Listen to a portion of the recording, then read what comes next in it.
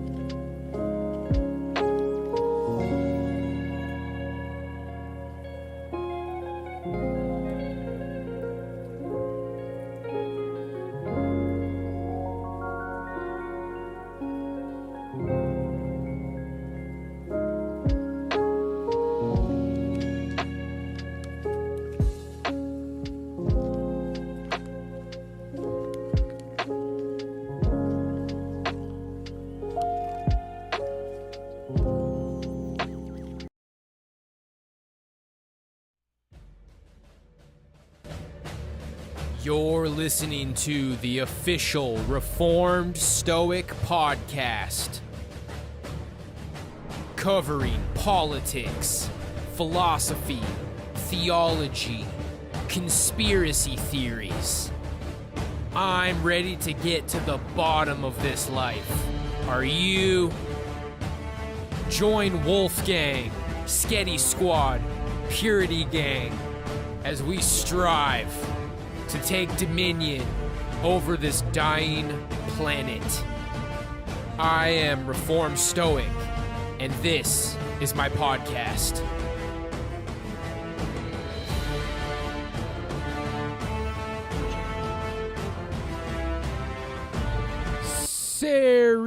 Sketty.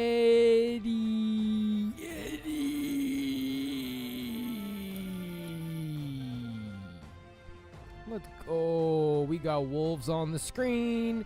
We got wolves on the team. Do you know what the heck I mean? A chicken wing. Do or die.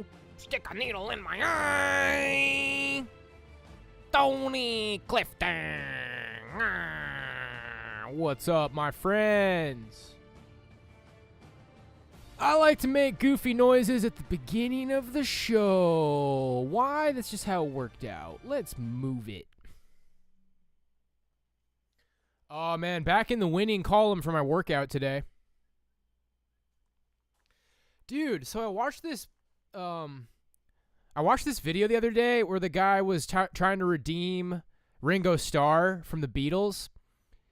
And he's talking about this song, What Goes On, by the Beatles. What goes on in your mind? What goes on? It's this, like, rock shuffle. And the drum beat's like, and that freaking right hand is like, and I was a little nervous going into it. It was like, yo, that is a pretty fast rock shuffle. And I played it fresh. And I got through it. You know, your boy's got some skills. But it was a little bit hard, dude. I wanted to, like, do fills. He doesn't do, like, any fills. I wonder if there's some studio magic in that shit, dude. I want to see some old videos of the Beatles playing that song live. But, yeah, I did, like, a bunch of work on my shuffles, slowed it down, worked on the technique. That's it. You know, that's not some bad hand endurance that he had for that song, dude. So, any drummers out there, you want to find a track that's, like, surprisingly difficult? What Goes On by the Beatles. It's like a really fast rock shuffle. That freaking right hand is so that was my drumming today. I did my speed and power workout on the heavy bag. Came in here, did my 5 rounds calisthenics. It was tough, dude. I got my groceries today. I had my mom bring me some of these the other day. Whatever it is, dude, these give me a little bit of a stomach ache. I kind of feel these weird. These, like, Signature Select orange soda. They must be, like, extra syrupy or something. But what can I tell you, boys? I worked out. A man's got a carb. It might just all be in my head, but I like classy soda. I like the Squirt, baby. I think I'll be alternating between, like, Squirt, root beer, maybe some 7-Up or Sprite. I got to find more cozy sugar drinks. Anyway, my friends, I actually think we got a pretty interesting show for you today. I thought it would be interesting to cover the topic of psychopaths, sociopaths. I had to be picky with sources here because there's a lot of popular channels that discuss this stuff. It's always just kind of like you have to use your best judgment to think if something's going to get copyright striked or whatever. I think we'll be hoodie. Let's go ahead and get the show on the road. You know what, guys? I think I'm about to try to get into the Beatles. I'm gonna start watching some Beatles ranked albums. Hear some people talk about their favorite Beatles albums. It's not like I never heard the Beatles. There's a cover band in my town. They played a bunch of different rock and roll covers, lots of classic rock. One of the songs they played was do do do do do sigga do do. You got your head, he got Wole Mole, he got Coca-Cola, he got holy water. He said, I know you, you know me. Got to be good looking 'cause he's so hard to see. Come together. Anyway, I'm gonna give the Beatles a shot. I'll bet I could dig me some Beatles. Let's Beatles it. Was listening to Head on the Door while I was working out. Still loving The Cure. All right. We got a slow start today. But that's how real talk shows are. You got to, like, sip your coffee. I feel like I learned that from Nick Fuentes. Just kind of shooting the shit, sipping your coffee, being like, oh, it's going to be such a great show today. You should at least kill, like, 7 minutes doing that. It's professional. I learned it from Nick Fuentes. Okay, here's the news segment. You're listening to the Reformed Stoic News segment. Let's go.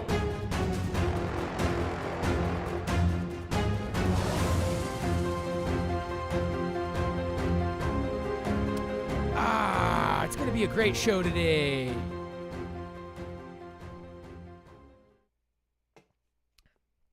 All right, my friends. Let's get it cranking.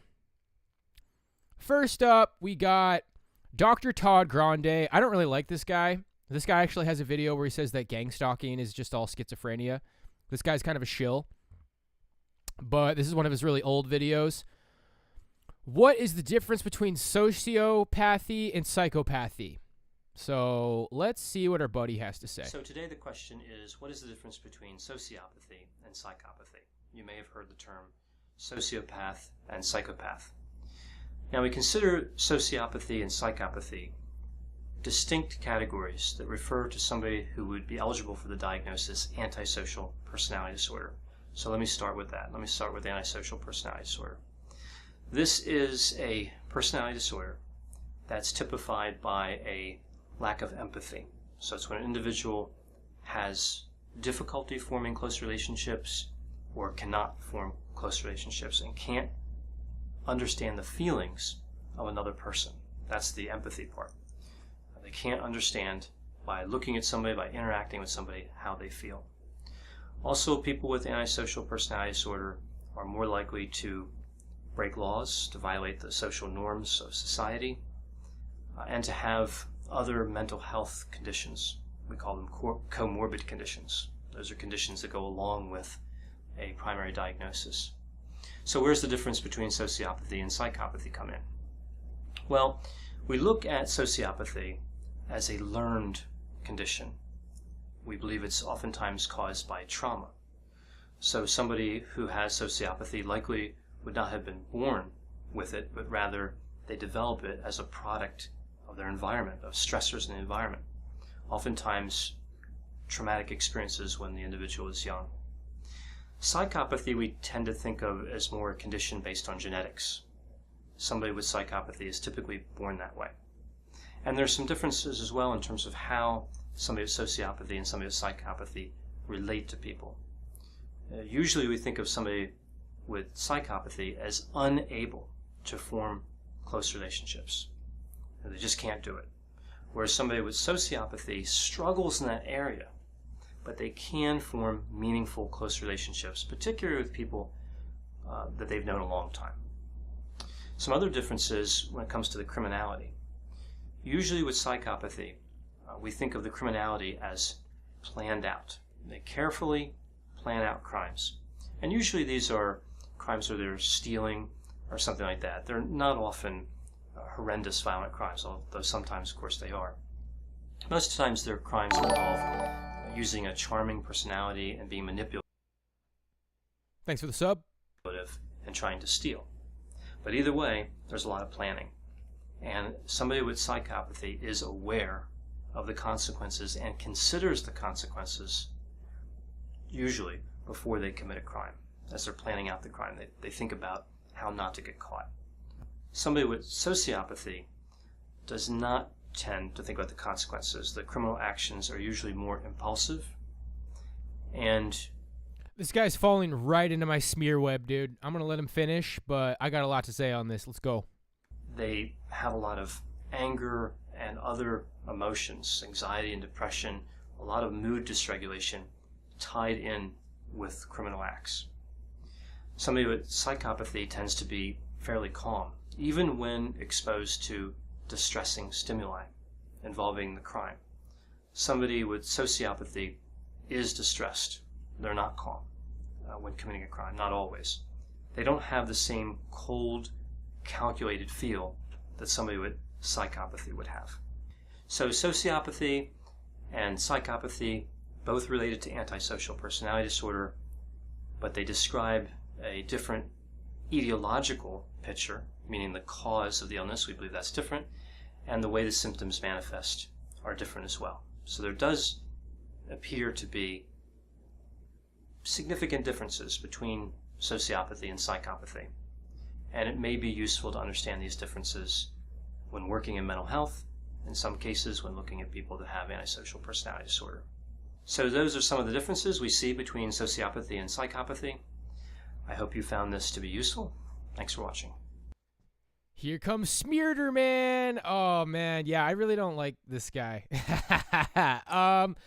So, does anybody notice how that was setting people up to be less harsh on the sociopath, basically? Basically, it's worse to be a psychopath, and there's less psychopaths, and the majority of people with this kind of antisocial behavior are going to be sociopaths who didn't really mean it. They didn't really mean it, guys. The psychopath thinks about the consequences and then does it anyway, but the sociopath never really thinks about the consequences. Oh, the poor innocent sociopath. We should all really feel bad for sociopaths, guys. Now, I don't want to make it an extreme the other way, but if you're looking for a tinfoil hat take on this, I'll give it to you, buddy.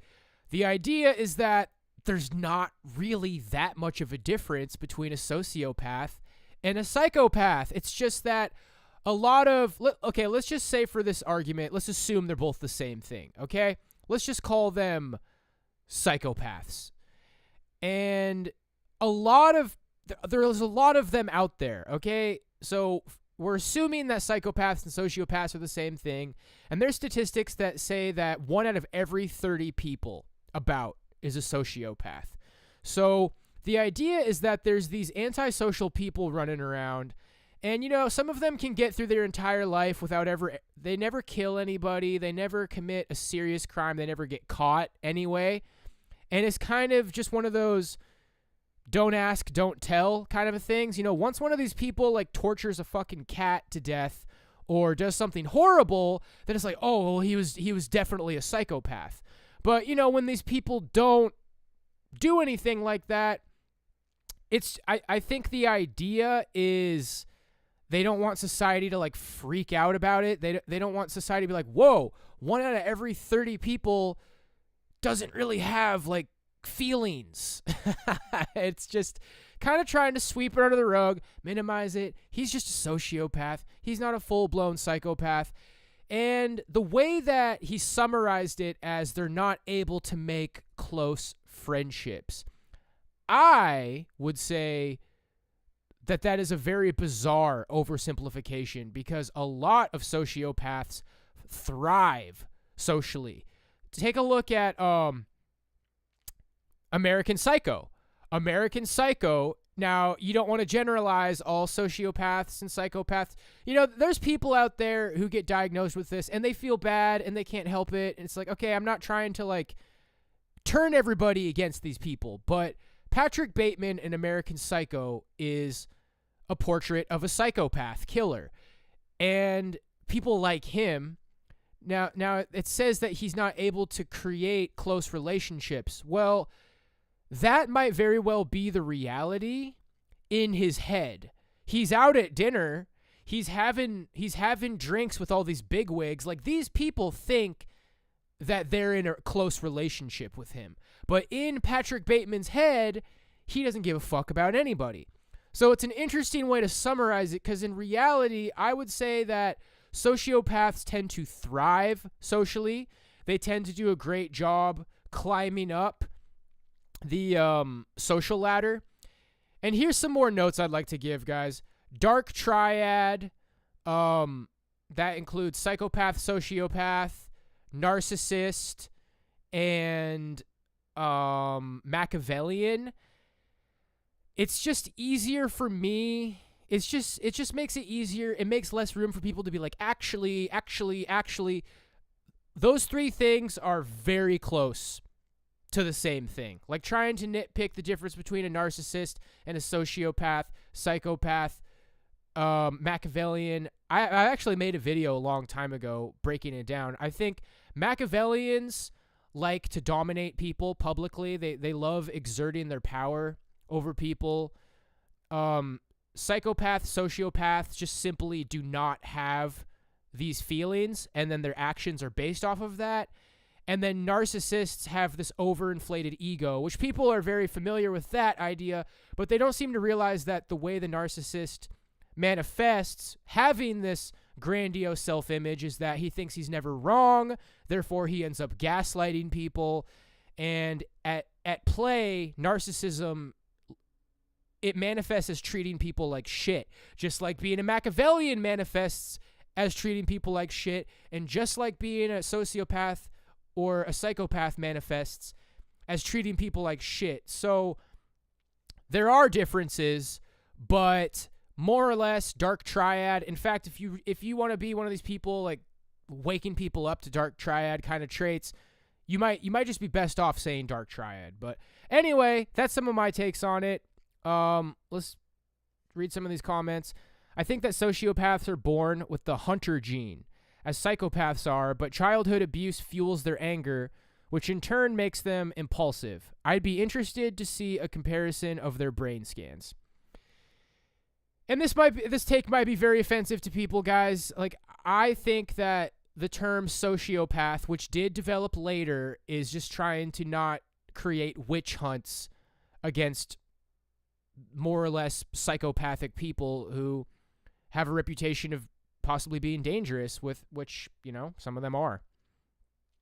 My beef with these kind of people is that they dominate in social circles. They dominate in social circles, and they tend to be the kind of people who gatekeep. They're kind of like the goalkeepers of a social group. Facebook is their absolute fodder. So once you start kind of rubbing up against what's okay to say, or once you start getting a little bit too big for their britches, these people are going to do all of the... And then, you know, these narcissistic actions like, what's it called? Calling the flying monkeys. They summon the flying monkeys, make a post about you, summon everybody there. Narcissistic discarding. They discard you as a friend, oftentimes when you've seen through their mask.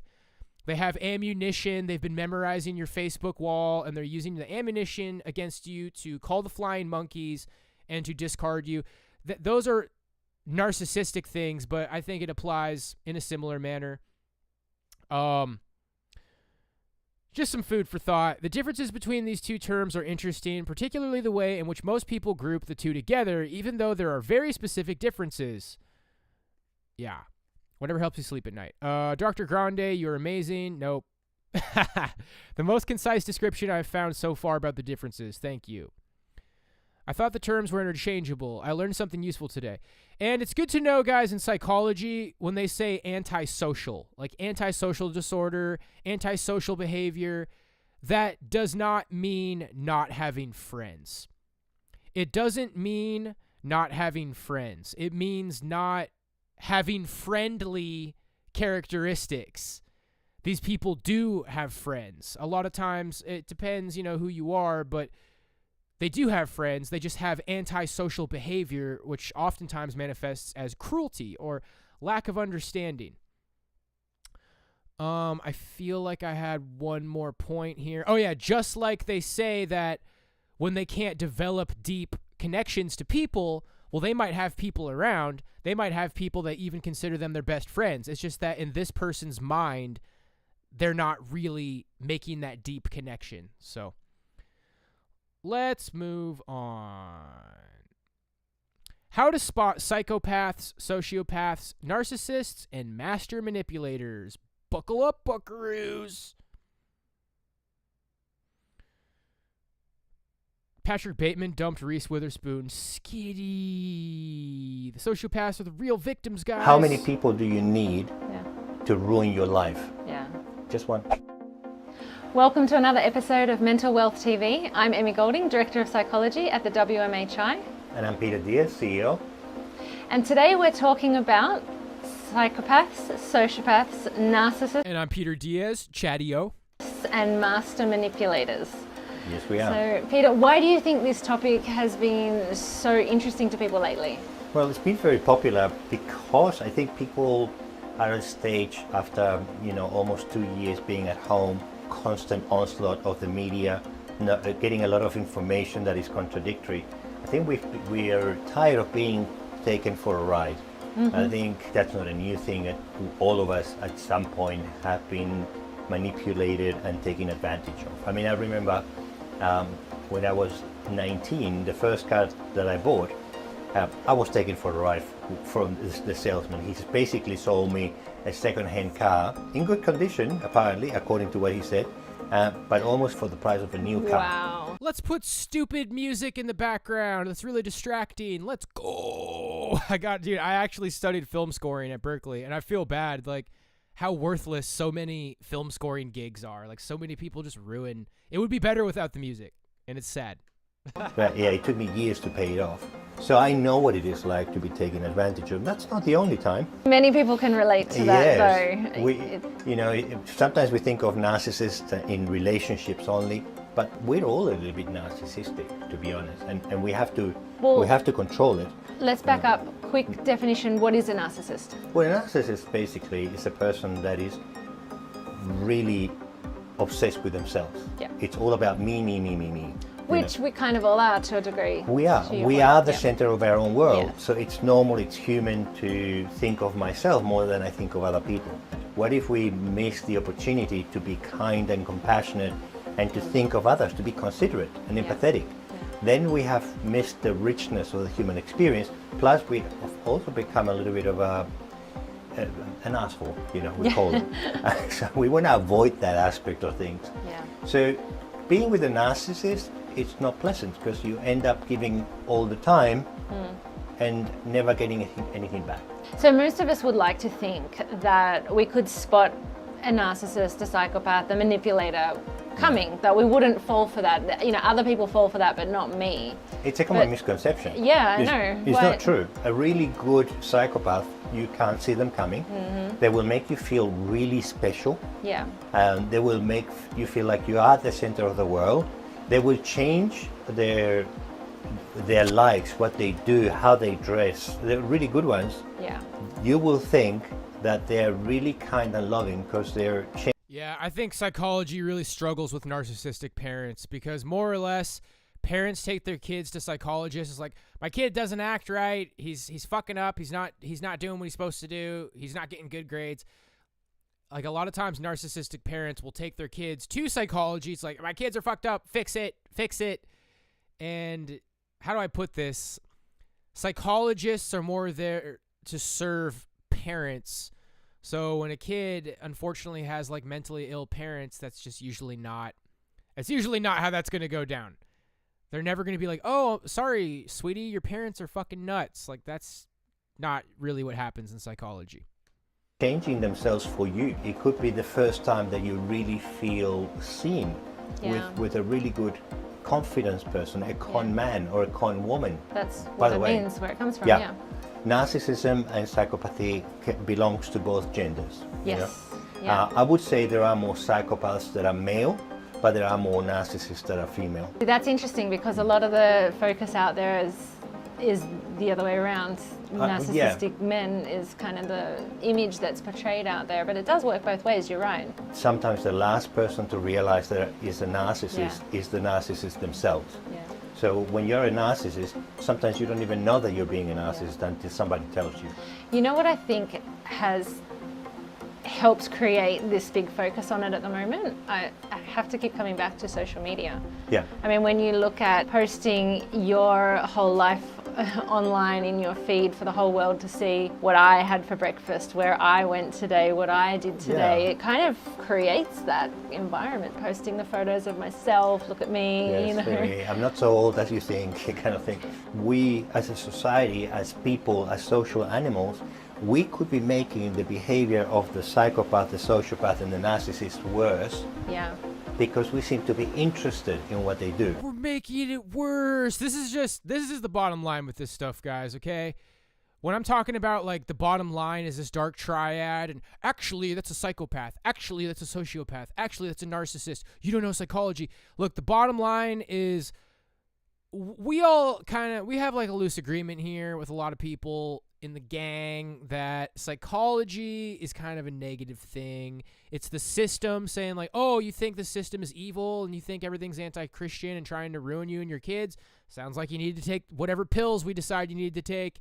The bottom line, guys, is these fucking dark triad, narcissist, psychopath, sociopath, Machiavellian, whatever the fuck. These people are out there, dude, and they will be cruel to you, and they will dig their way in your life, and they will systematically fucking ruin you. People are asking, what do I have? What do I have? I feel like I might have narcissistic abuse syndrome. Like, so many of these fuckers tunneled their way in my life in very deep positions, and they just fucking are terrible people, dude, and they are horrible to you. And I'll tell you this much, man. The Bible doesn't say anything about psychology. The Bible says you're either a fucking good person or you're not. I mean, it says that we all fall short. You know, we all are sinners. We all fall short, but, you know, the Bible doesn't put this emphasis on psychology. So, you know, the psychiatrist says these people have a condition.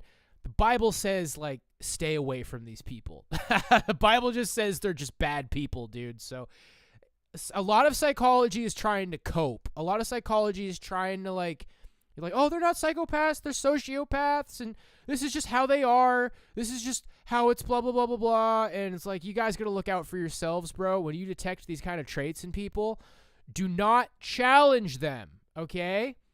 And maybe you want to challenge them and learn for yourself, but if you, like, really try to one-up these guys, like, in a really embarrassing way, they will fucking follow you. They will tell lies about you.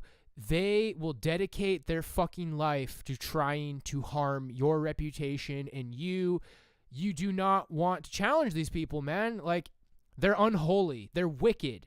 These people are fucking wicked, and you actually need to be more Christ-like. You need to be more Christ-like. You need to walk away. You need to turn the other cheek. You need to laugh it off, because when you take a strong stance against these people, they will just see red, and they will see you, and they will make it their prerogative to undo you, man. So you just pray and stay the righteous path, and don't let these people in your life, man. It's a big mistake. Yeah. So it's good that we recognize who they are. Yeah. So we can watch our own behavior, so we don't feed their psychopathy, we don't feed their sociopathy, we don't feed the narcissism. And we can protect ourselves at the same time, and that's why the course was put together, so people could become aware of those strategies that are being used, so you can look after yourself and spot it coming before you find yourself in the midst of the problems that it can create. What kind of problems have you seen it create when people aren't aware of those strategies that are being used against them? First of all, you're in danger, because you don't know the level of psychopathy of this person if you're feeling that you're being taken advantage of.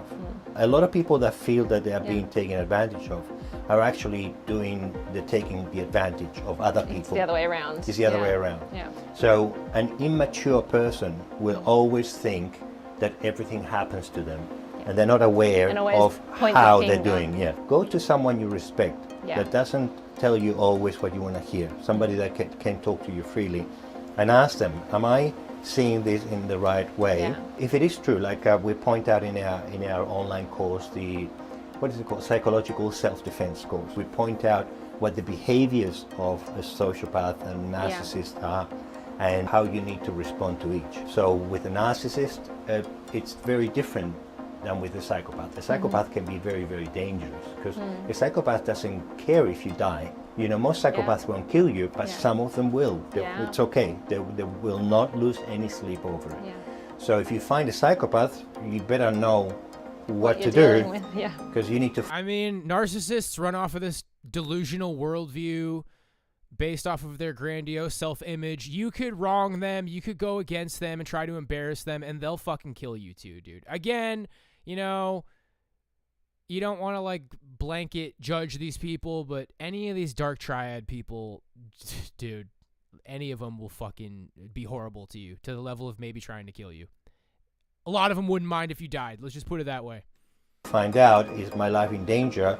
Can I stay around this person? How far do I need to run? Yeah. So you need to do the course to understand that.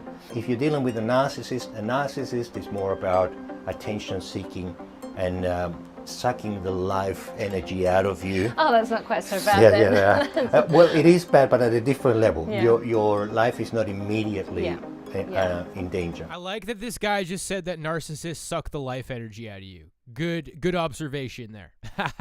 What you have to be careful with a narcissist is that they can destroy your reputation very quickly. Once you spot those strategies. A narcissist will destroy your reputation very quickly. You know, guys, I say a lot of negative things about psychologists and psychology. It's a field that has a lot of influence, and you could kind of have this understanding that, like, okay, a lot of people in psychology just straight up, like, want to dominate people's lives. They enjoy having this sick kind of control. It's like the part of me that thought about maybe wanting to be a social worker. There are, like, sick weirdos who are social workers, dude, but you could be like, social workers have power. It's fucking there. Maybe you get up in the field and you try to make a difference. And you can do the same thing with psychology or psychiatry. You can try to get in there and you can try to be the change that you want to see in the world. So, yeah, this guy sounds like he's all right. If you can stay away from it, great. But what are some tips for if you can't? In the presence of someone that is really dangerous, like a psychopath, what should you do? Run. Yeah. That's the first thing that you need to do, run. Yeah. And if you can't run, be extremely respectful. Do not tell them that they're a psychopath and do not tell them that you know that they're a psychopath. Yeah. Be very careful. I've read studies between 3% or 4% of the population can be psychopaths. Now that doesn't sound like a lot, but that's higher than the threat from COVID. They are a threat to your physicality, but they're also a threat to your mental health. These are the kind of people that we call toxic. Yeah. So if you're in a relationship with someone toxic, you need to know. And they dominate in society, and they are exceptionally well at blending in with social norms. It's an advantage not having feelings about people. It can be an advantage that helps you to do better with women. Women absolutely fucking love dark triad men. And then they all bitch about it. I was in a relationship with a narcissist. If you look up narcissist in YouTube, it's all these women talking about their boyfriends, dude. I mean, look, women, I get it. You can't control what you like, but yeah, these guys are better at attracting women. They're better at moving up in the business world. When you're looking at like the 1% and you're looking at people with a lot of money, a lot of dark triad people, man. That's just the way it is. And the Bible says that, a camel has a better chance of fitting through the eye of a needle than a rich man has of seeing heaven. So interesting how it works. How to spot them, yeah. And you need to know what to do with them and whether you should stick around. So this knowledge that we're talking about is of paramount importance. So we identify these people early on, and we don't allow them to become the directors of our life, because they love to tell you what to do. They love to dominate. And it's not necessarily about criticizing them, it's just about preparing ourselves. Absolutely. So that we're able to cope, able to respond appropriately for our own well-being and our own mental health, as you say. Yes, to protect yourself is very important, but also to protect your children if you have them. Yeah. Kids are prey to people with bad intention. They need to learn which of those friends. I mean, the guy's he's saying that, like, you have to protect your children from these people, dude. I think that says just about all of it. They shouldn't be associating friends, with. And which ones are telling, what are they called? Porcupines? Porcupines. Little lies and or big lies. They need to learn to have discernment around that. Yeah. So we deal with those things in the course. Great course. So, highly recommend it. Exactly. We recommend it. Go and check it out in our website, thewmhi.com. There's a tab there for online course. You have to master your boundaries, you guys. I think the movie Paid in Full comes to mind. It's a gangster movie, bunch of black dudes in the hood, and the guy's like, one of the black dudes is working at a laundromat, and his friend's like, shit, man, you want to like be a fucking bitch folding laundry, or you want to make this real money? So they get into some gang shit. And then there's the guy at the bar who's like, he's showing his porn tape. He's showing everybody at the bar. He's like banging this thick chick, doggy style. He's like, yeah, look at that. I'm hitting it doggy style and shit. And you see all these guys watching him, and they got this look like they're like, I want that. That guy's got something I want. And at the end of the movie, they're beating his head in with a gun. Open the fucking safe. Open the safe. Like, that could be like a metaphor for your inner world, okay? Showing off the sex tape to the people at the bar is like you opening up your inner world to people, man. Like, me in high school, just an example, is like, man, I'm going to go to fucking Berklee College of Music, best school in the world, and I'm going to get the fuck out of here, bro, and it's going to be the shit. It's like, yeah, dude, I'm just going to play the fucking drums all the time because I'm the shit. I'm going to get the fuck out of here, and I guess you guys can do whatever the fuck it is you do. That is like me showing people my inner world, and it causes resentment, and it makes people not like you, and it makes people turn you into a target, dude.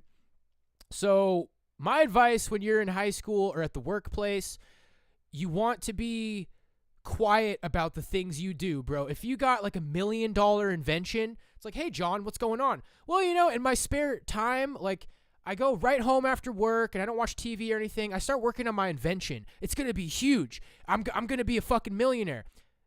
You don't do that. You don't tell, like, your associates at work about your $1 million invention. Like, oh, you know, I'm just going to go home and probably, like, you know, watch the news or something. And then that guy might be like, ha, really? You're just going to watch TV? All right, dude, whatever. Sounds like maybe you could use your time better. Oh, I know, right? What you don't do, oh, you think I could use my time better? I'm making a fucking invention every night, fucker, and I'm going to be a millionaire. You keep it to yourself, dude. You don't tell people about your amazing goals. You don't tell people, like, what you want to be. You want to be the guy that people see your name in the paper and they're like, well, I'll be damned. John, like, invented something and he sold his invention and he made $10 million. You want people to know about your successful invention when it's actually a success and your name is in the paper and you're fucking gone. You're already gone with all the money, dude. You don't want to talk about your goals and aspirations with people at work, because if you're not there yet, they're going to try to talk down on it. They're going to try to downplay it. They're going to try to sabotage you. If you're already there, if you already got something nice, they're going to gang up against you. They're going to resent you. It's just like this. I made that video on stream that I never posted. Maybe I'll post that video about how some people got this, like, energy inside them. Some people got this, like, nectar, this elixir inside of them that manifests as good ideas and business ventures and things that bring success into your life. And if you show the wrong people, like dark triad people, they will try to isolate you. They will try to hurt you. They will try to turn people against you.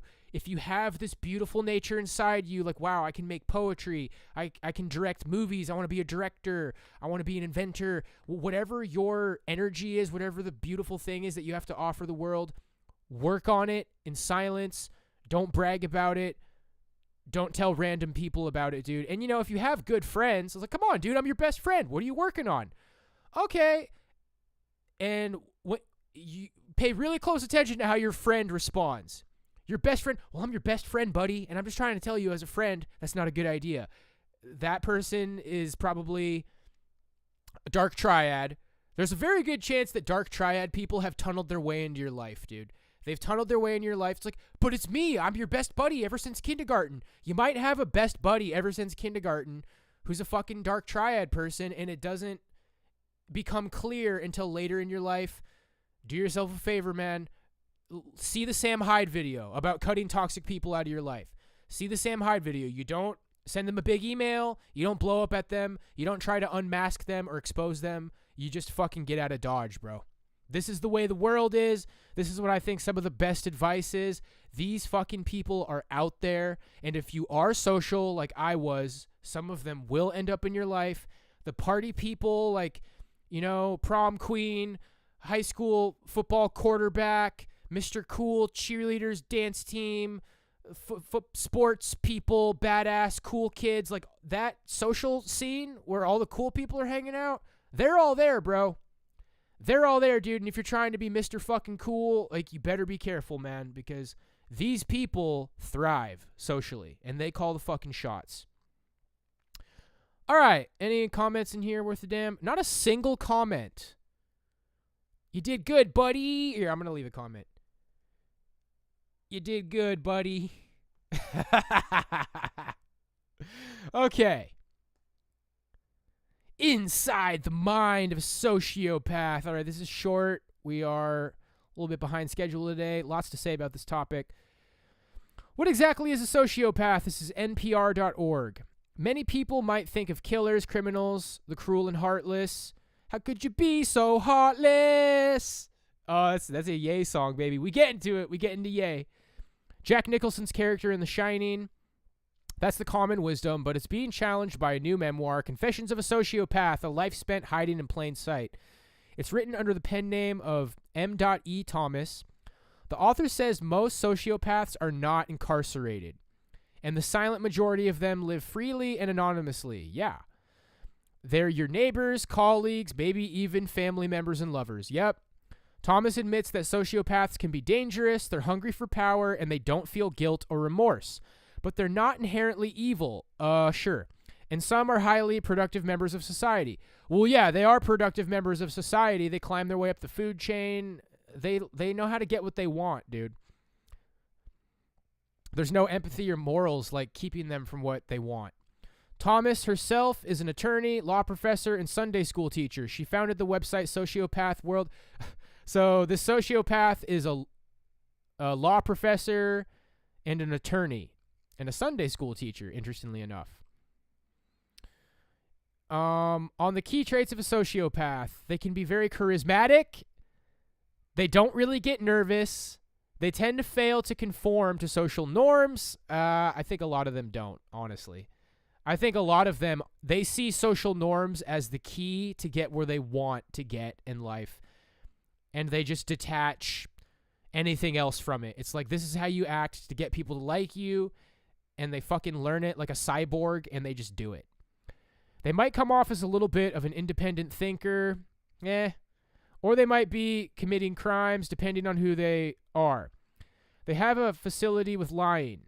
Well, they lie frequently, obviously to cover up certain aspects of themselves or things that would indicate they are a sociopath.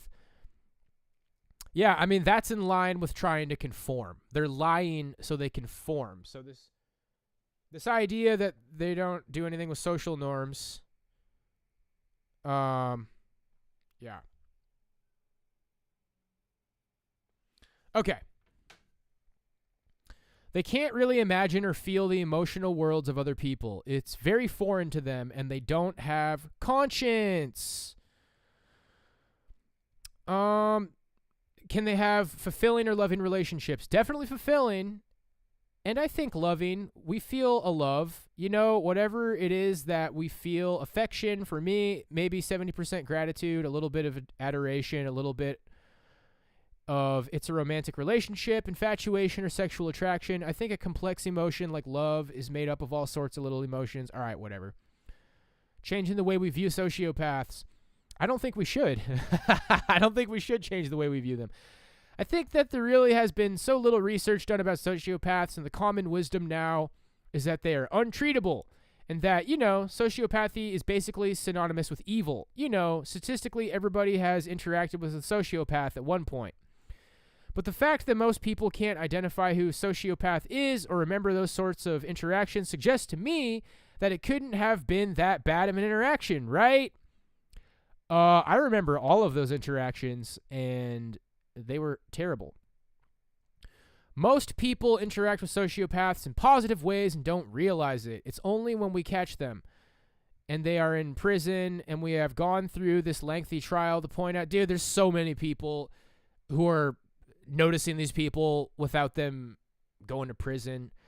She's basically she's appealing to like normies. Like there's so many normies who have all kinds of positive interactions with these people.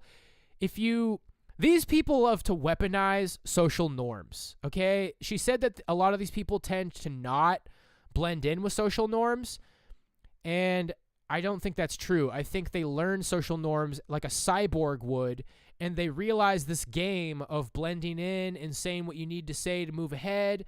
And when you don't say what you need to say to move ahead, they're going to try to be the one gatekeeping, like, hey, everybody, look, this guy didn't say what you needed to say to get ahead. Tar and feather him and cancel him.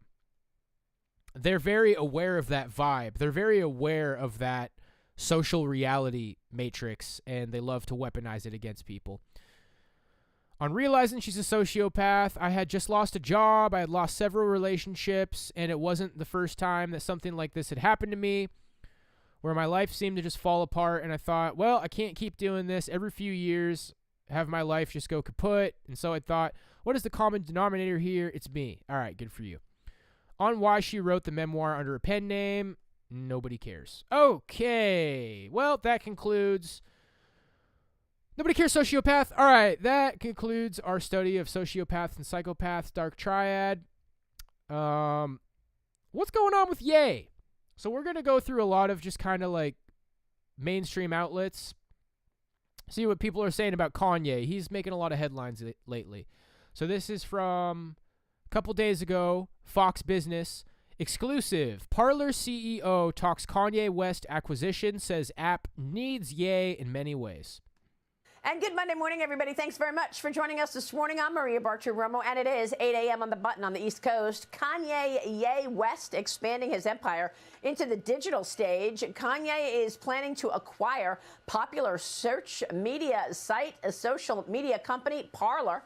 Joining me right now for a Fox Business exclusive with more on this breaking news is Parliament Technology CEO George Farmer. George, it's great to see you. Thanks very much for being here this morning. Good morning, Maria. It's good to be with you. So is this selling the company to Kanye West?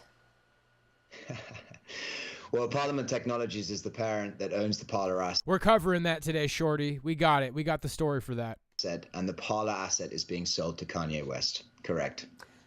And tell me why you made this decision. I know that you reorganized the company and created Parliament Technologies as the parent just last month. I want to ask you about that reorg, but first, give us your take on why Kanye West will acquire this and what this does for Parler. So, I mean, I think there's a couple of things to be said here. The first is that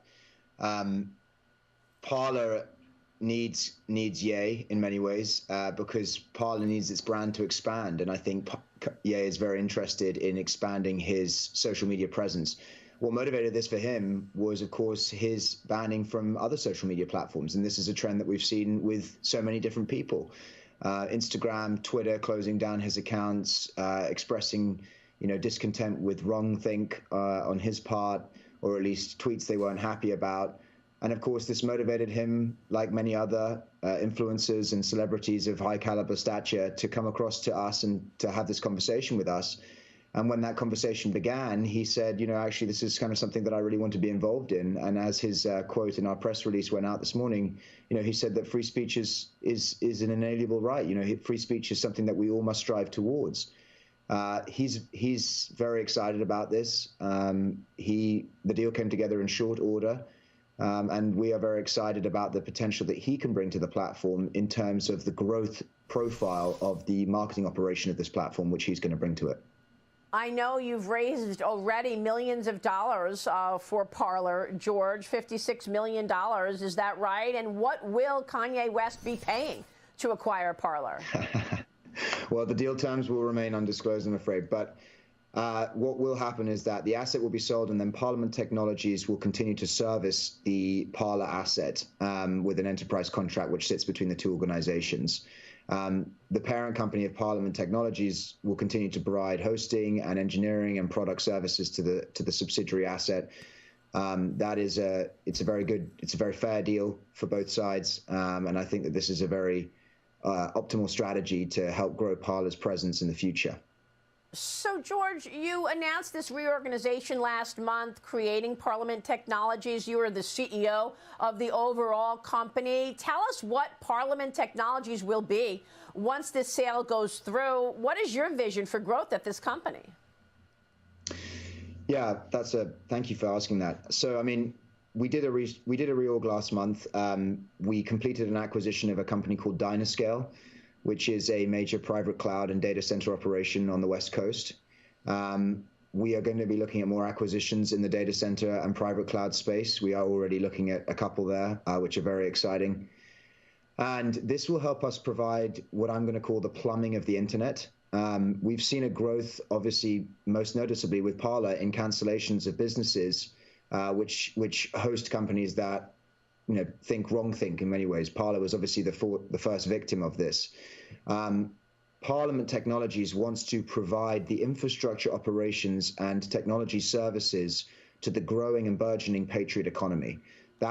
Let's read some comments on this. Fine line between genius and insanity. Kanye has been playing hopscotch with that line for a long time.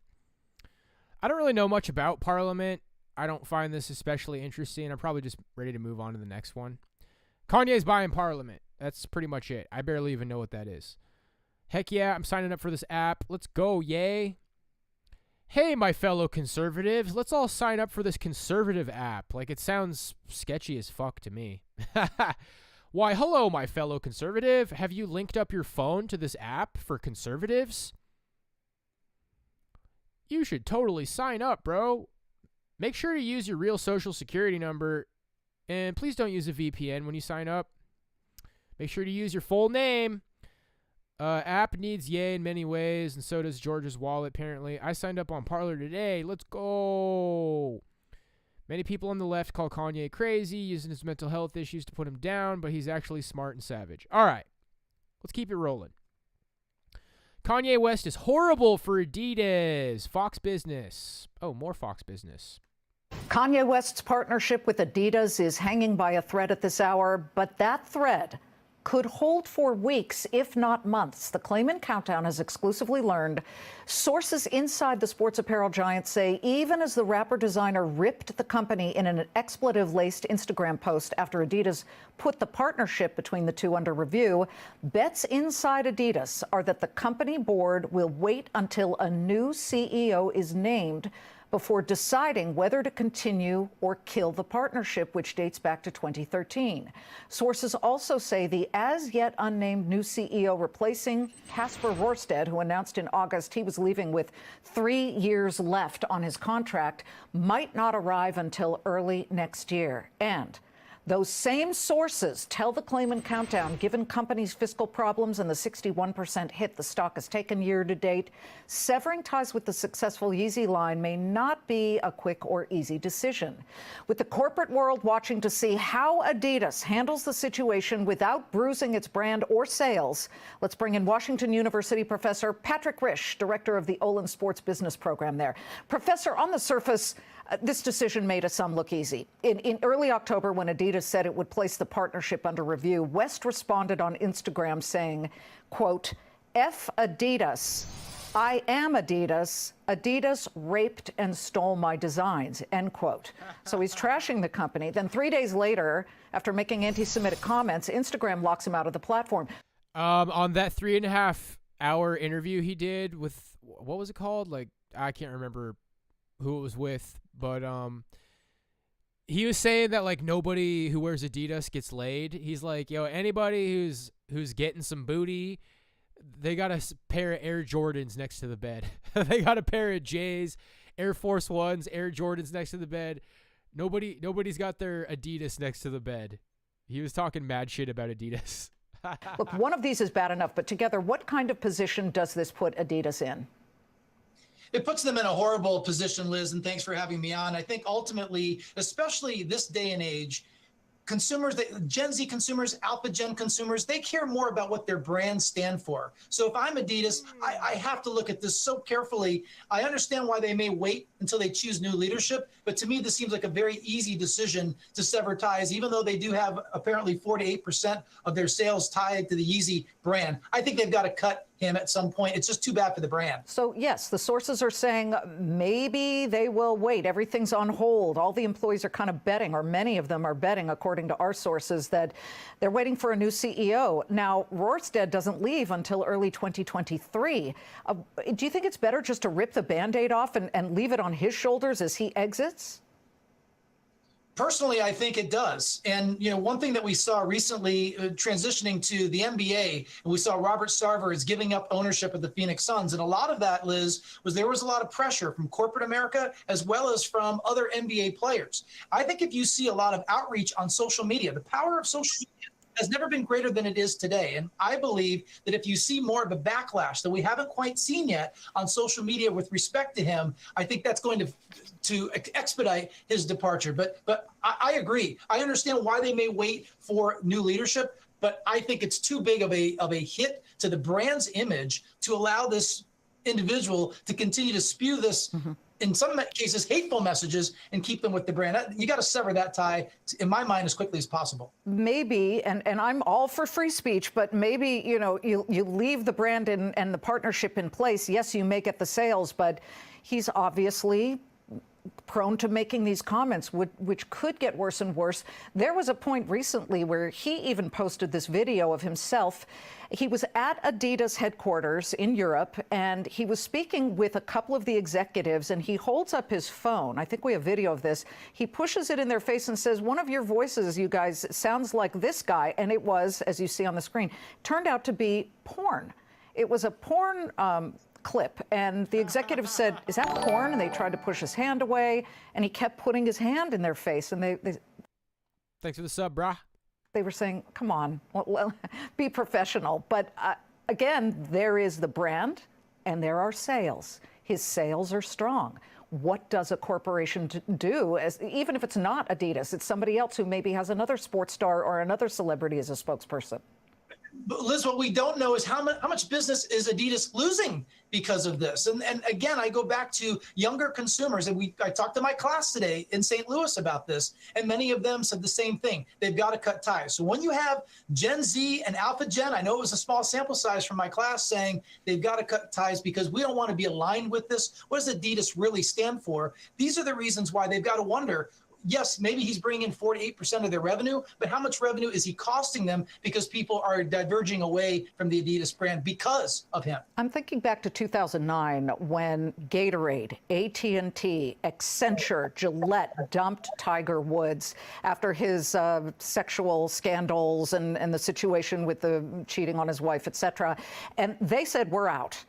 Then you have Nike, on the other hand, sticking with Colin Kaepernick, who, of course, was taking a knee because he felt that it was important to, make his statement about African Americans and how they face off against police. But he was also the guy who wore socks that depicted police officers as pigs. And Nike stuck with him. And not only did they stick with him, they created a commercial around with a bunch of celebrities supporting Colin Kaepernick. And again, free speech, I get it. I get both sides of this, but it didn't push Nike off. I know it's not an apples to apples comparison here.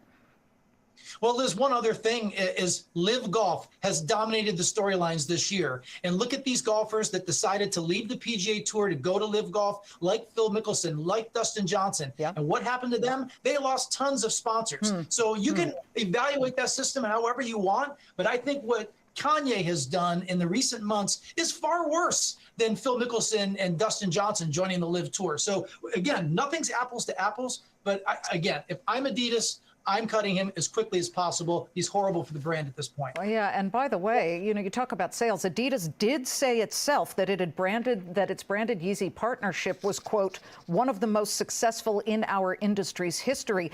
So let's say they split up. Who do you think would have the stronger negotiating position after that?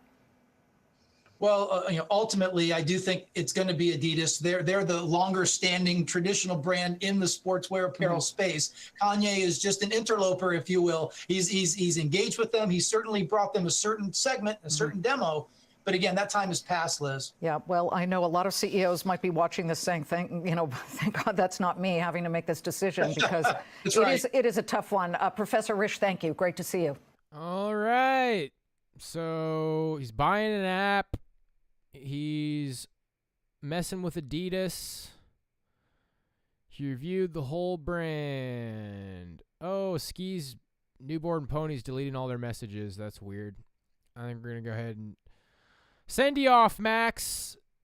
You just couldn't resist being a shill, could ya? You narcissistic fucking weirdo. I never would have purchased Adidas apparel or sneakers if Kanye didn't release his Yeezys line. The only Adidas products I've ever owned have been Kanye's gear. Adidas is lucky to have Kanye involved. I haven't bought a new pair of shoes in a long time, man. I used to have these Pumas that were like good for drumming. I had like special shoes so I could like play double bass really fast. Now I play drums with no shoes on. Only socks. Okay, finally, George Floyd's family planning to sue Kanye West for $250 million, CBS News. I mean, Kanye could survive that. He's got $2 billion to his name. The family of George Floyd is preparing to file a $250 million lawsuit against Kanye West. It comes after the rapper, who now legally goes by the name Ye, said in a podcast that Floyd died from a fentanyl overdose and not from suffocation after having a police... This is such a meme, dude. Like, Kanye is becoming Mr. Poll. Like, dude, Poll is hilarious lately. Seeing all these pro-Kanye threads, like, dude, this is... It's funny. Like, from a meme perspective, this shit is just really funny to watch unfold. Police officer's knee on his neck for more than 9 minutes.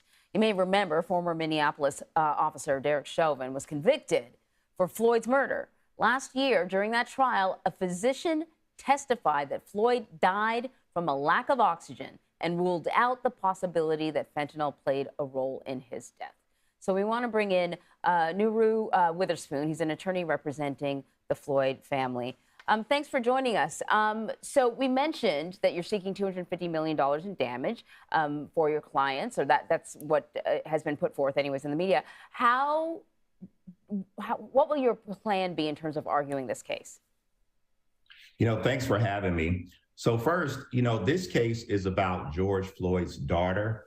And I think it's important for everybody to understand that, because oftentimes people can be distracted by the dollar amount. It's about his daughter. Mm-hmm. And a lot of people are making this case about free speech. While yes, every American has the right to free speech, but as you know, there are limitations to that right.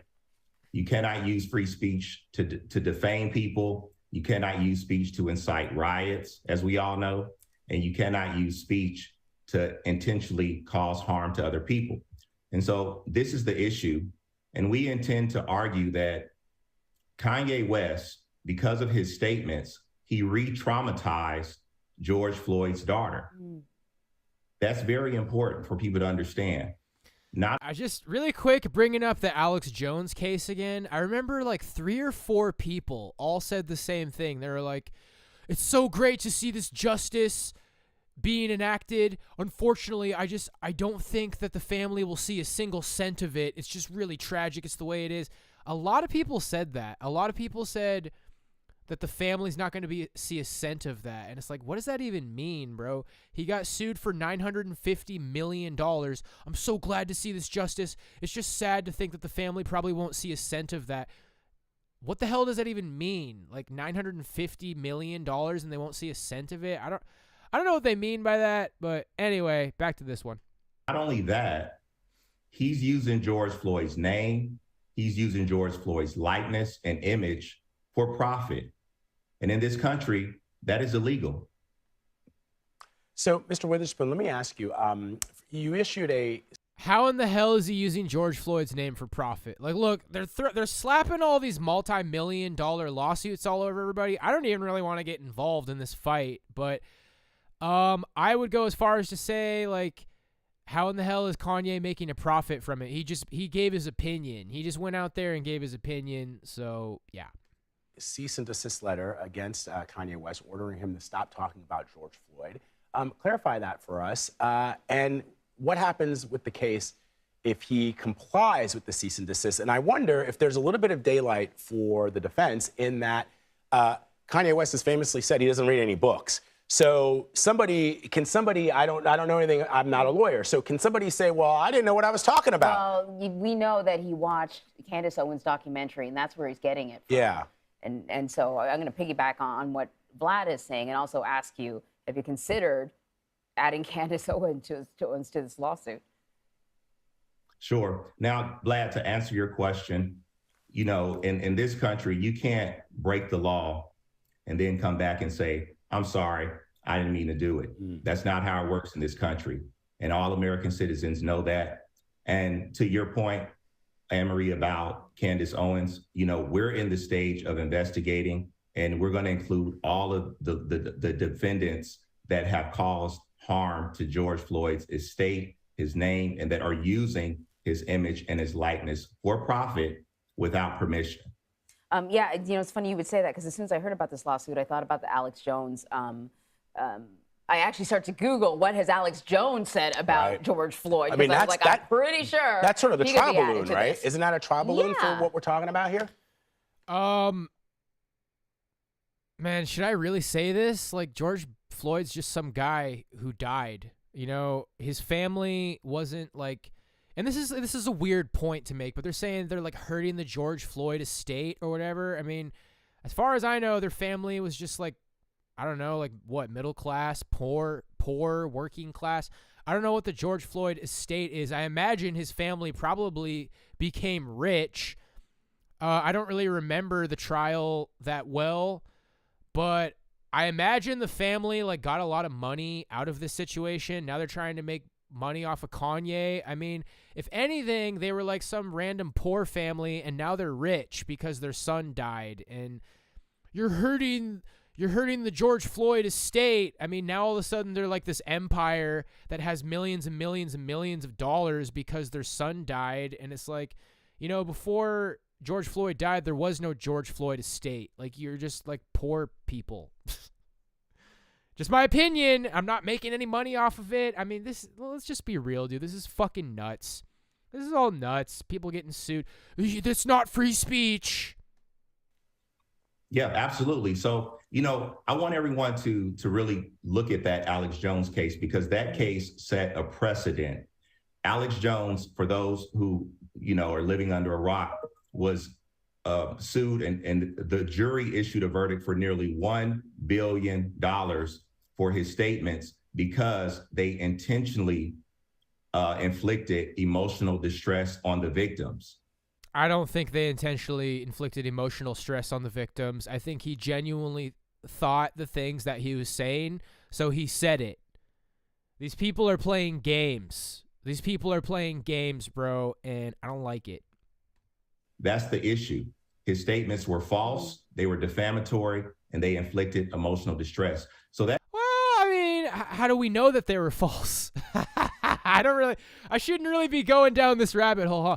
I mean, I don't know. How do we know that they were false? Maybe, like, I don't know. Maybe. Oh, let's move on.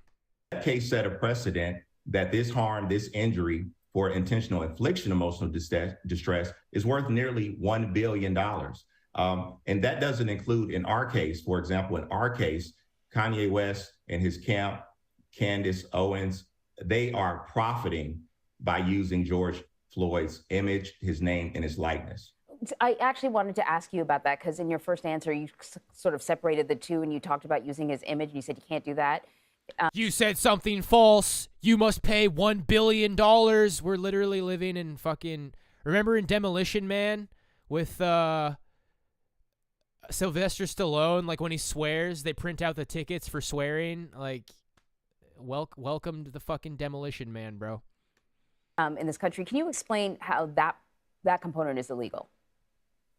Yeah, so there's you know, every state has different laws. Mm-hmm. There's a term called misappropriation. Mm-hmm. And what that means, I mean, I can't take this show's name and I can't just start my own show, right, using the same name. Mm-hmm. Or I can't use other people's name and image, you know, to profit. And that's clearly what's going on here. And we think that the evidence is going to support that Kanye West, you know, through his conservative, you know, platform, I think he's raising money, or I think it was just recently reported that he raised nearly $60 million on this.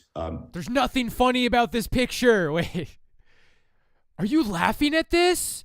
You think this is funny? I'll sue you for $500 million. Look at it. Look at it. If you laugh, I'll sue you for $500 million. Look at it. Look at it. Bend your knee. You think this is fucking funny? If I see any of you laughing, I'll sue you for gajillion dollars. St. Floyd. I'm not laughing. Don't sue me. I'm serious. Bow. Recently reported that he raised nearly $60 million on this social media platform called Parler. But he's doing that by using George Floyd's name, image, and likeness, and that is illegal. Like, dude, I'm not gonna defend the cop. I never defended the cop. He's some fucking guy who maybe he got killed by a cop. Sure, he probably got killed by that cop, dude. To me, it looked like his knee was on his neck. Like, it doesn't really matter to me. He's some fucking guy who just died, dude. And it's like, damn, it's sad. I don't want anybody to die. And it's just nutty. It's nutty the way this shit turns into big popular. It just turns into some big popular thing, dude. I'm sorry that he died. Fuck. So, you can't do it without permission. That's the issue.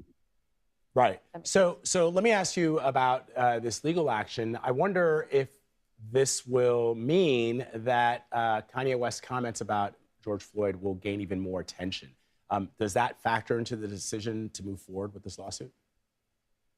Well, we're going to move forward, and whether or not it receives more attention, we think it's a very important issue in this country. I mean, people are talking about free speech, but people also need to understand the limitations. If you're going to use other people's name for profit, if you're going to profit from other people's pain, if you're going to re-traumatize people, then you have to pay for it, just like Alex Jones paid for it in the verdict against him for nearly $1 billion. If you're going to re-traumatize people, can we think of any other instances of people being re-traumatized? Like, wow, I feel like this is going to open up like a very dark black hole of new allegations and trials, and basically I'm just trying to think of some sort of a right-wing equivalent of this. You're re-bringing up my trauma. Like, what did he just say? He said that a few seconds ago. From other people's pain. If you're going to re-traumatize people, then... If you're going to re-traumatize people, is there any, like, right-wing example? It's like, you re-traumatized me by bringing up slavery. Like, it hurts. My family was slaves. It's like, your family was slaves. I'm traumatized. My family owned slaves, and it's very traumatizing for me to understand that. Oh, don't remake Roots again. You're re-traumatizing me. Like, I don't know, dude. This is just kind of fucking horse shit. And as soon as some right-wing guy is going to try to pull this, it's like, this guy on TV said that I'm white and my family owned slaves, and it re-traumatized me. You're re-traumatizing me by reminding me that my family owned slaves. And all of these people are going to be like, no, that's not how it works. It doesn't work that way because it doesn't work this way either, because it's fucking horse shit. It's horse shit. Guess what happens when you're a public figure on television? When everybody's talking about you, when you're famous, that is part of what comes with it, okay? When you are a public figure, some people might have opinions about you that trigger you, and it's not re-traumatizing you. It's a big fucking crock of shit, and you just want $250 million. You have to pay for it, just like Alex Jones paid for it in the verdict against him for nearly $1 billion. Hey, there isn't any white men here who have anything to say about that. I noticed that everybody on this panel is black. Are you guys going to, like, ask a white guy what he thinks, or? And once again, many experts weighed in during the trial and said that his cause of death was asphyxiation. Just to make it clear, a little fact check. Right. That's right. And this is not a race issue. I think. Thank you, black people, for your opinion. Maybe next time you could get a white guy on to give his opinion. Is that okay to say? They're all black. Everyone around the world that saw the video will agree that George Floyd was murdered. Indeed. Naru Witherspoon, thank you so much for being with us, sir. We appreciate it. Thank you for having me.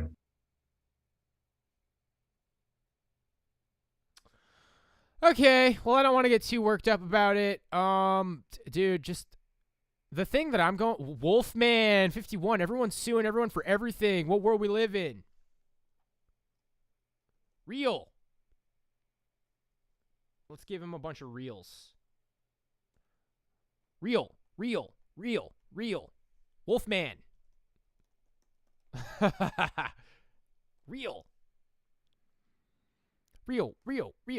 Wolfman. Real. Okay. Something that I'm going with lately is Aladdin, the Cave of Wonders, touch nothing but the lamp. I've used this a lot for how I live my life. All this stuff, you're walking through the Cave of Wonders, and it's like, what's your opinion on George Floyd? They're like, that's something in the cave. well, you don't think that, do you think that these families didn't deserve the $950 million from Alex Jones? That's something in the cave. You know, all of these things that want to suck you in and get you canceled, it's just all stuff in the cave of wonders. Touch nothing but the lamp, my friends. These are all distractions. People want to suck you into this drama and suck you into this chaos. What are your thoughts on St. Floyd? Like, nope, not falling for it. I'm not getting sucked in. Touch nothing but the lamp. Funny chicken. I got to go to the bathroom. Let's watch some funny chickens. Let's go.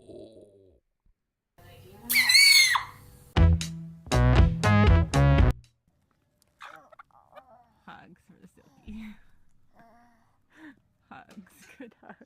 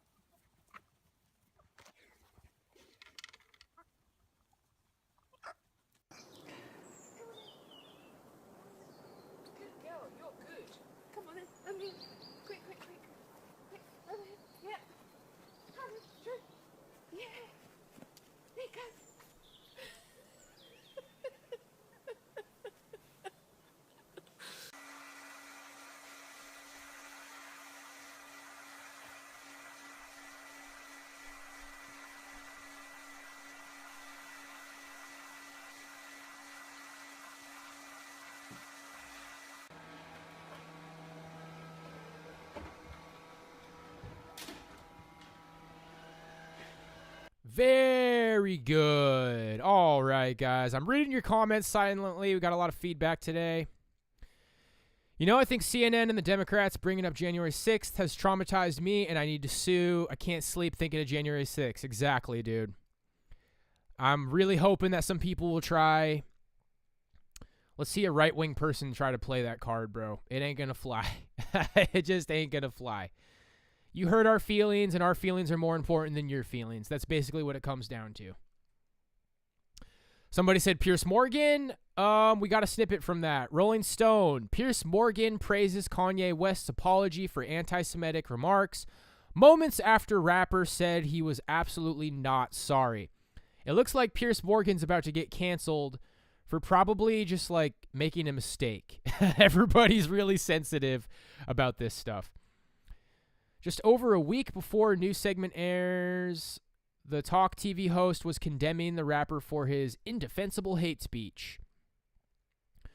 Piers Morgan went from condemning to fawning over Kanye West in a new interview that will air on Wednesday on his Piers Morgan Uncensored show, praising the rapper even after West said he was absolutely not sorry for his anti-Semitic remarks.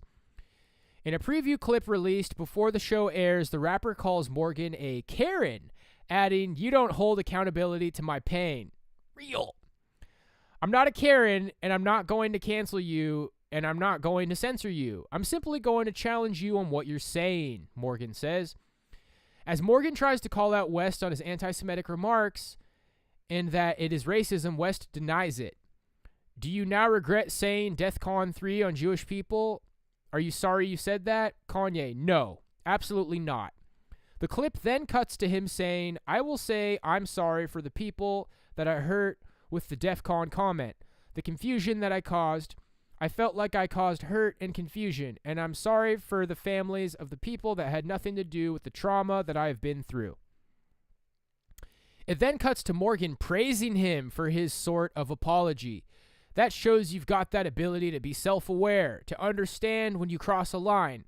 I think someone like you, with all your energy and creativity and your passion, you're going to say stuff, Morgan adds, giving West a pass despite the rapper not really apologizing for what he actually said. The way you talk constantly in such an extraordinary manner, you're going to trip up. You're going to say things the wrong way. It's not good enough. You didn't say the right thing, Piers Morgan. Now you're going to get canceled. Uh-oh, now they're going to sue Piers Morgan too. Everybody who says the stuff I don't like gets sued. You're not allowed to offend me. I'm traumatized. Of course, Ye being Ye, he continues to push back a bit in the clip while also seeming to plug his hopeful 2024 run for president.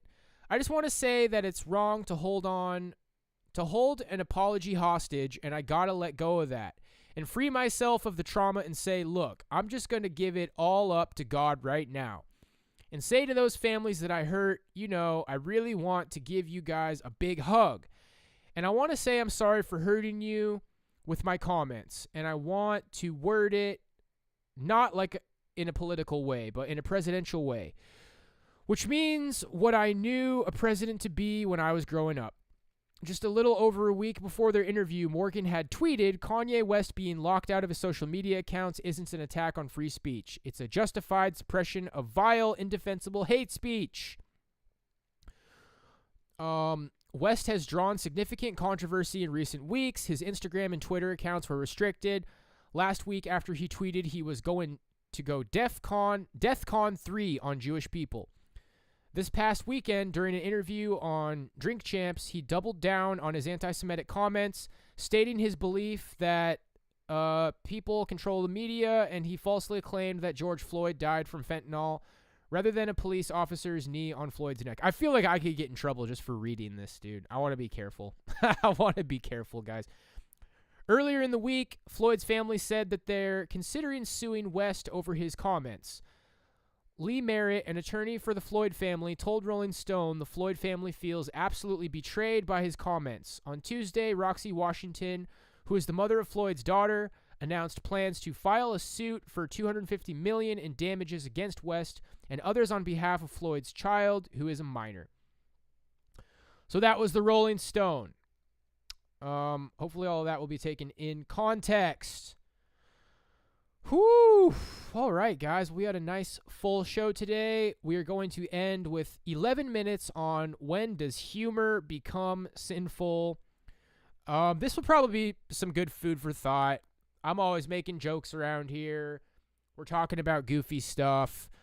I wouldn't be surprised if some of the stuff said in this video kind of challenges my demeanor as a Christian. I'm open to that, baby. Let's get smeared. Let's get smeared by desiring God. When does humor become sinful?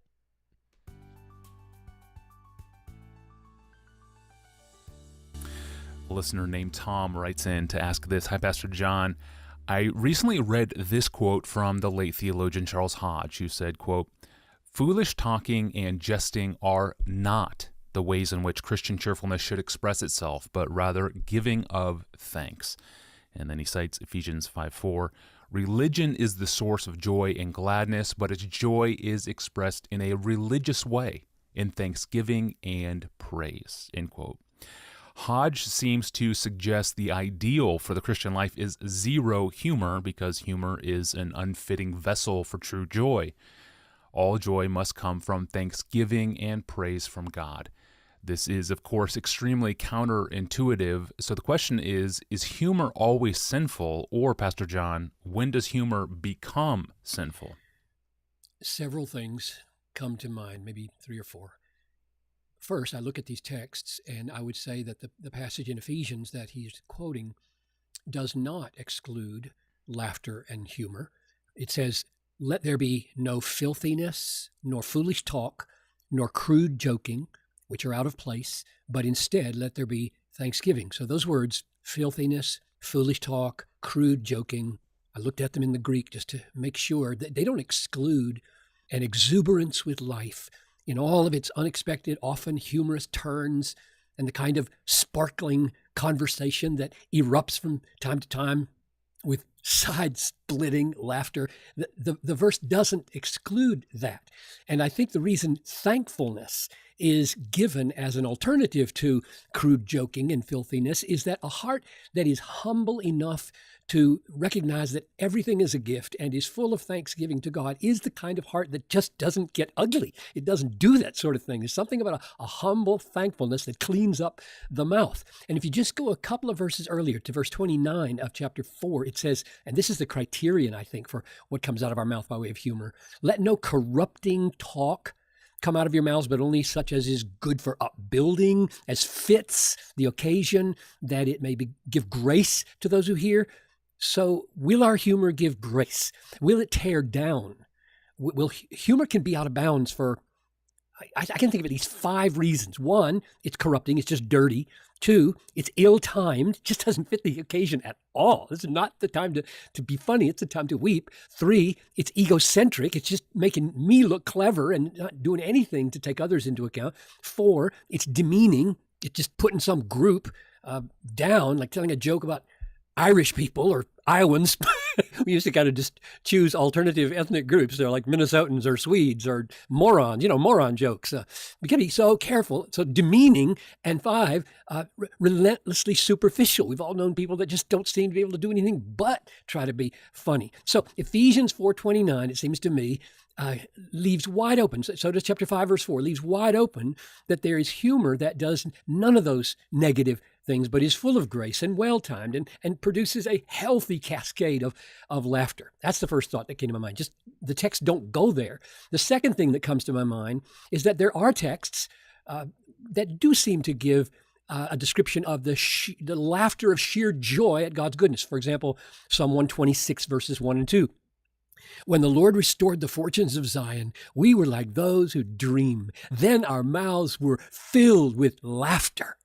And the impression you get there is not that these were sort of designated moments of praise to God or thanks to God. This was a moment of experiencing life under the grace of God after a horrible experience of punishment. And you are so thrilled with the blue sky and the green leaves and the cool breeze and the peace in the city that everybody is just brimming with laughter. That's the picture you get, blessed by God. Third thing that came to my mind is to say that, and this is just experience now, belly shaking humor happens. It just happens in real life. You don't have to try to make it happen. And if you're a God-saturated person, when it happens, you don't have to feel worldly that you are taken out of yourself with a kind of abandon in laughter. And I can't remember, but I'm almost sure in one of these APJs I told my favorite story of this happening in church when I was using the illustration of, come on, everybody, you want to be a dolphin, right? You want to cut against the currents of culture, and you don't want to be a jellyfish. Who in the world wants to be a jellyfish? And a little girl right in the third row raised her hand, I want to be a jellyfish. Everybody simply roared. I could hardly contain myself. I was laughing so hard right in the middle of a very important point. Now, my point there is, you would be, I think, a very sick pastor if you just couldn't, if you didn't stop and laugh at that. Humor just happens. And another thing that comes to my mind is there's a difference. I got this from Spurgeon, whom I love. There's a difference between robust humor in the soul of a saint who is manifestly taking God with great seriousness and levity, that's the negative word, levity in the mouth of a resident clown who can't seem to be serious about anything. Here's the way Spurgeon puts it. We must conquer, some of us especially, I have to laugh at that, we must conquer, some of us especially, our tendency to levity. A great distinction exists between holy cheerfulness, which is a virtue, and that general levity, which is a vice. There is a levity which has not enough heart to laugh, but trifles with everything. It is flippant, hollow, unreal. A hearty laugh is no more levity than a hearty cry. I think that's a great quote from Spurgeon. And the last thing to say is to try to go back and rescue Charles Hodge. I had to do this. I went on Logos, I got all my Charles Hodge works and called him up and looked for humor. And I don't think that was the whole story, what was quoted by our friend. So here's a couple more quotes and an anecdote, and I'll be done. This is from Henry Boardman in his memorial discourse. He said, a very noticeable thing about Hodge was the facility with which he would pass from the lightest to the gravest themes. Abounding as he did in anecdote, no boy enjoyed a good story more. Grim Calvinist, as he was said to be, his airy spirit revealed itself in a tide of humor as inexhaustible as it was refreshing. This beautiful gift, for such it surely is, never degenerated with him into irreverence, coarseness, or buffoonery.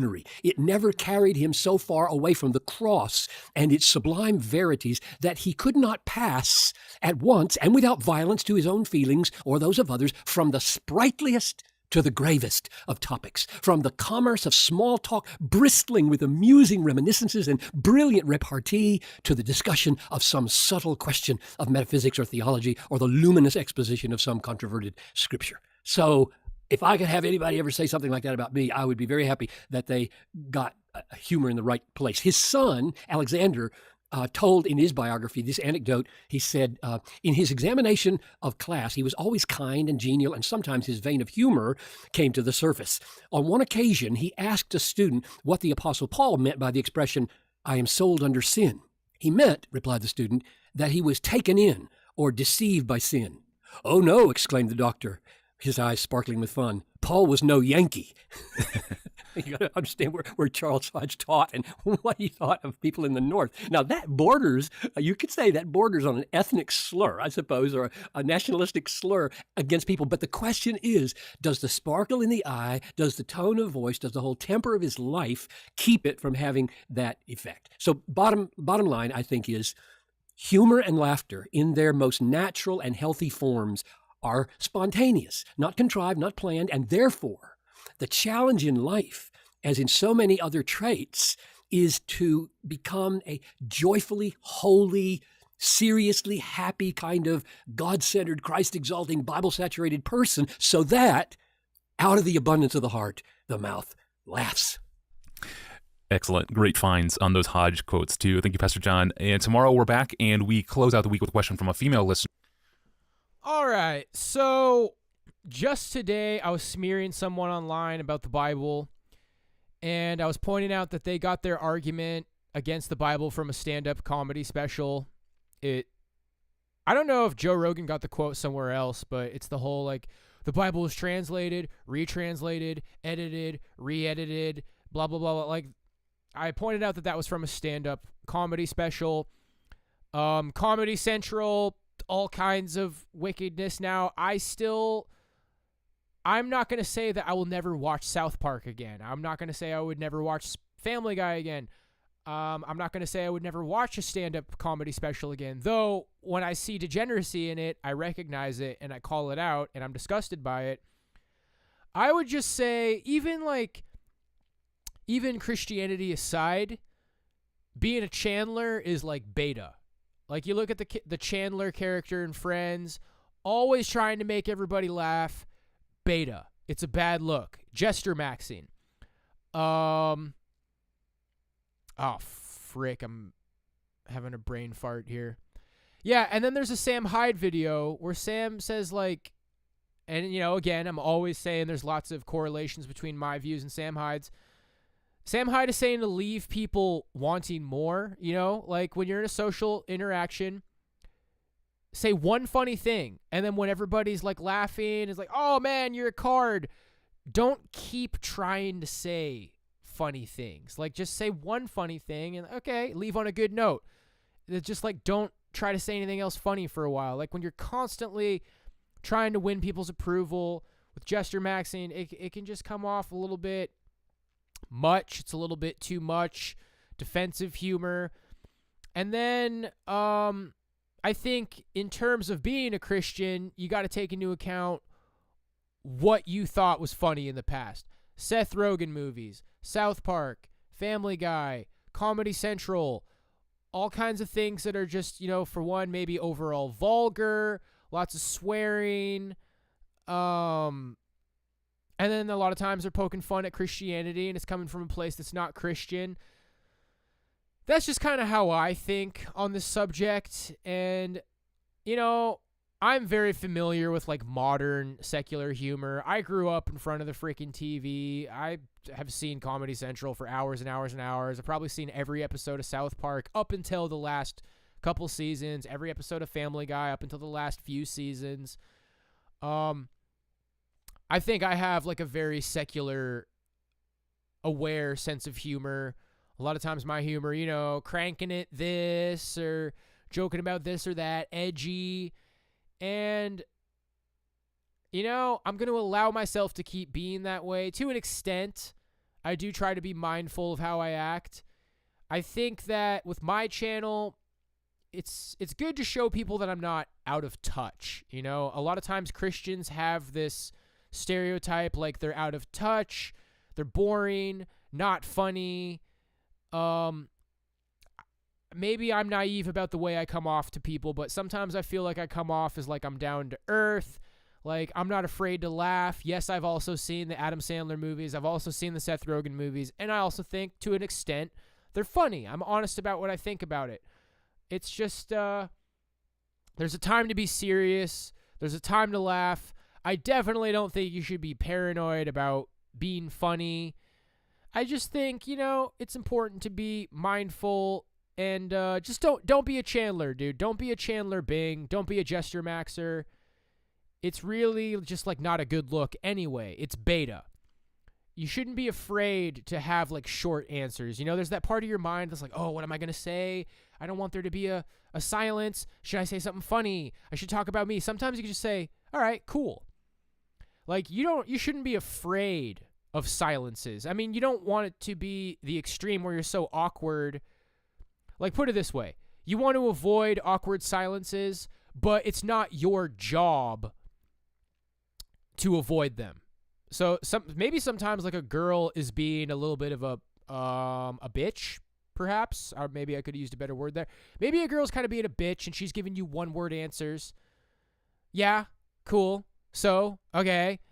And I wouldn't try like really hard to combat that. If that's the way she is, then just let it be. You know what I mean? Anyway, I don't have like a ton more to say on that. That's just kind of like the random little snidbit I wanted to end the stream on today.